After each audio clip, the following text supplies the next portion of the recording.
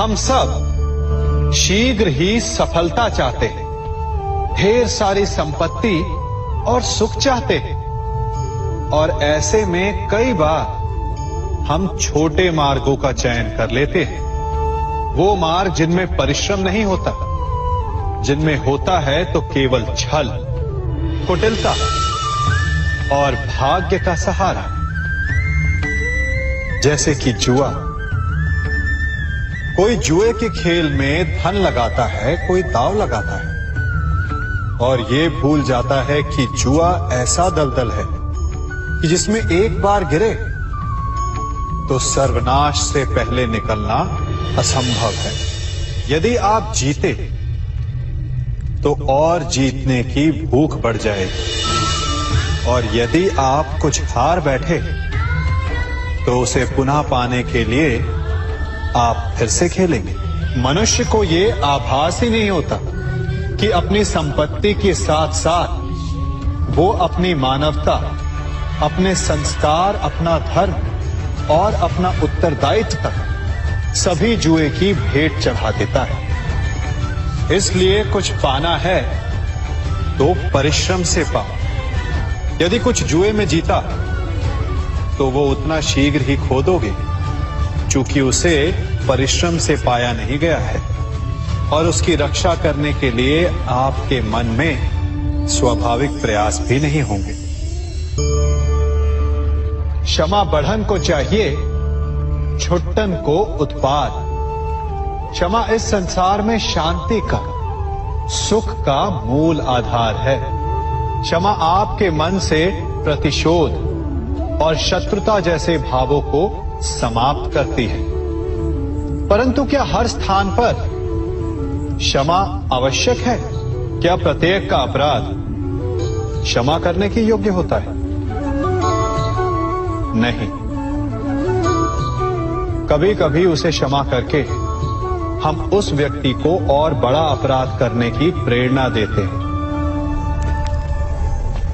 और ऐसा ही अपराध है स्त्री का मान भंग करना, जिसमें क्षमा की कोई अवस्था नहीं। यदि सिंह भूल से गाय के बछड़े का अखेट कर ले तो उसे क्षमा किया जा सकता है, परंतु यदि वो नरभक्षी हो जाए तो उसके केवल दो स्थल होते हैं, या तो पिंजरा या फिर मृत्यु की गोद।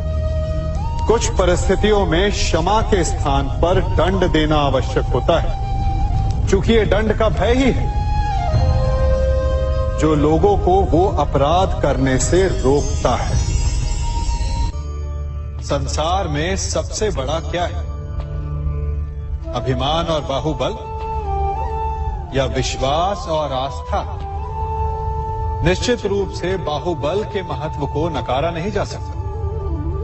मनुष्य अपने बाहुबल से पर्वत को मैदान बना सकता है, सागर सुखा सकता है, मरुस्थल में नदियां बहा सकता है, परंतु बाहुबल को सहारा होता है विश्वास का। यदि मन में विश्वास ना हो तो बाहुबल किसी काम का नहीं। वो कौन सा बल है कि मोर आकाश की ओर ताकते हैं? वो विश्वास ही तो है जिसके कारण वर्षा होती है और दोनों की प्यास बुझती है। परंतु जब पाप के बाहुबल का सामना धर्म के विश्वास से होता है तो बाहुबल हार जाता है और जीतता है विश्वास। विजय होती है आस्था की। यदि आप सत्य के मार्ग पर चल रहे हैं और आप अपने इष्ट में आस्था रखते हैं तो किसी भी पापी का बल आपका कुछ नहीं बिगाड़ सकता। कभी सोचा है हमारा जीवन भी उस रेत की घड़ी की भांति है? जो रेत नीचे गिर चुकी है वो हमारा अतीत है, जो अब भी ऊपर है वो हमारा आने वाला भविष्य है, और वर्तमान ये संकुचित स्थल है जहां से धीरे धीरे करके रेत गिर रही है। अर्थात हमारे पास जीने के लिए यही एक क्षण है। उसका उपयोग कैसे करना है ये हम पर निर्भर करता है। जो बीत गया उसका दुख मनाना है या जो भविष्य में होने वाला है उसकी प्रतीक्षा में क्रोध करना है। सब कुछ करने के लिए यही एक क्षण है। प्रसन्न रहना है तो उसके लिए भी यही एक पल है। प्रतीक्षा करते रहोगे तो ये पल भी भूतकाल में बदल जाएगा। इसलिए आनंद के लिए, परोपकार के लिए प्रतीक्षा ना कीजिए। आपके पास जो पल है उनका भरपूर सदुपयोग कीजिए, क्योंकि इस घड़ी को पलटकर आप फिर से समय अवश्य गिन सकते हैं, परंतु अपना बीता हुआ समय आप वापस नहीं लौटा पाएंगे।